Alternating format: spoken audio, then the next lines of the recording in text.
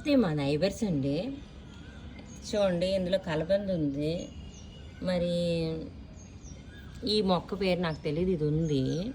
అయితే ఇక్కడ ఇబ్బందిగా ఉందండి, లత గారు తీసియండి ఈ మొక్క అని అన్నారనమాట. అంటే నేను నేను ట్రై చేశాను ఆ గోళం తీసుకెళ్ళి మా ఇద్దరిలో పెట్టడానికి. అయితే రోజు ఈ షుగర్ లీవ్స్ ఆవిడ తింటున్నారంటే ఆవిడకి కావాలంట. సరే నేనేం చెప్పానంటే, ఒక పని చేస్తానండి, కలబంద మీకు అవసరం ఉంటుంది, దూర్బాలు పూజకి అవసరం, ఆ పువ్వులు పూజకు అవుతాయి, ఈ ఒక్క షుగర్ చెట్టు నేను మీ గోళంలో వేసేస్తాను అంటే సరే అండి అన్నారు.